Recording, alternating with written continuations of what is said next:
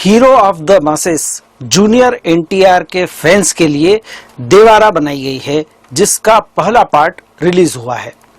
निर्देशक कोराटाला शिवा ने जूनियर एनटीआर का जबरदस्त डोज फैंस को दिया है। 3 घंटे की फिल्म में लगभग हर फ्रेम में वे नजर आते हैं।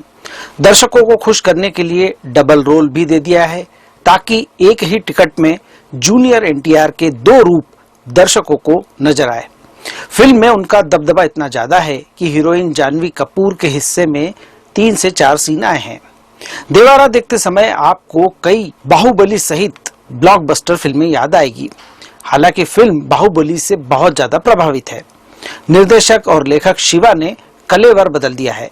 फिल्म को उन्होंने 80 और 90 का दशक दिखाते हुए समुद्र की पृष्ठभूमि में सेट किया है। देवारा के पूर्वज और साथी 4 गांवों में रहते थे। अपने डिजाइन किए गए विशेष अस्त्र शस्त्र से वे समुद्र के अंदर लड़ने में माहिर थे। अंग्रेजों से उन्होंने खूब लोहा लिया। अंग्रेज चले गए तो नई पीढ़ी के देवारा, बहरा और गैंग उन लोगों के लिए समुद्र से माल उतारने लगी जिनके इरादे नेक नहीं थे।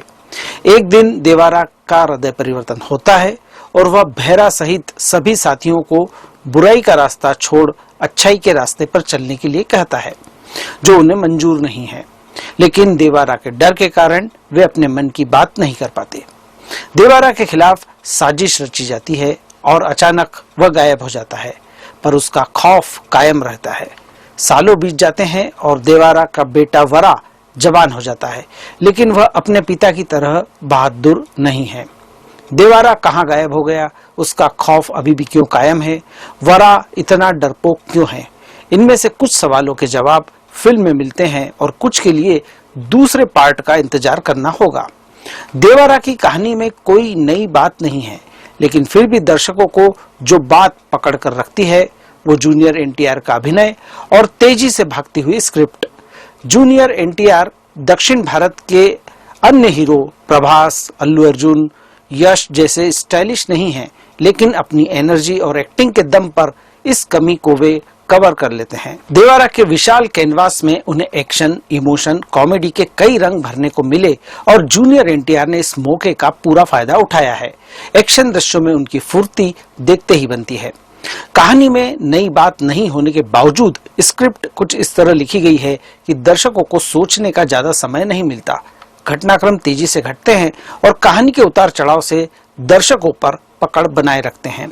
फिल्म सिर्फ एक्शन दृश्यों पर ही निर्भर नहीं है, बल्कि ड्रामा भी भरपूर है। हीरो का डबल रोल, माँ बेटे का रिश्ता, खूंखार और जिद्दी विलेन को लेकर ड्रामा रचा गया है और ज्यादातर सीन अच्छे बन पड़े हैं। इंटरवल के बाद फिल्म की गति धीमी पड़ती है जब देवरा के डरपोक बेटे वारा पर फिल्म का फोकस शिफ्ट होता है। यहाँ देवरा की कमी महसूस होती है क्योंकि फिल्म का हीरोइज्म गायब हो जाता है, लेकिन अंत आते आते फिल्म फिर ट्रैक पर आ जाती है। अंत में एक रहस्य खुलता है जो दर्शकों को चौंकाता है, लेकिन इसे और बेहतर तरीके से प्रस्तुत किया जा सकता था। कोराटाला शिवा की तकनीकी टीम में भी स्टार हैं। ए श्रीकर प्रसाद दक्षिण भारत के जाने माने फिल्म एडिटर हैं और उनकी एडिटिंग फिल्म को शार्प बनाती है। संगीतकार अनिरुद्ध रविचंद्र का बैकग्राउंड म्यूजिक फिल्म के प्रभाव को बढ़ाता है। निर्देशक के रूप में शिवा ने तकनीक के साथ ड्रामे पर भी फोकस किया है और जूनियर एनटीआर के प्रवाह के साथ फिल्म को और कहानी को बहने दिया है। जंगल और समुद्र के अंदर फिल्माए गए एक्शन दृश्यों को उन्होंने कहानी में अच्छे से पिरोया है। फिल्म में महिला पात्रों के लिए करने को कुछ भी नहीं था। कुछ ऐसे दृश्यों को हटाया जा सकता है जिसमें पुरुष किरदार महिला किरदारों के साथ खराब व्यवहार करते हैं, क्योंकि इनकी कहानी में कोई आवश्यकता नहीं थी। जानवी कपूर फिल्म में इंटरवल के बाद नजर आती है और चंद दृश्यों के बाद फिर गायब हो जाती है। सैफ अली खान को संवाद कम मिले, लेकिन वे अपनी उपस्थिति दर्ज कराते हैं। यदि उनके किरदार को ज्यादा फुटेज दिया जाता तो यह फिल्म के लिए बेहतर होता। देवरा में देखी सुनी सी कहानी है, लेकिन कहने का अंदाज इस बात पर भारी पड़ता है। इस फिल्म को मैं 5 में से 3 स्टार देता हूं।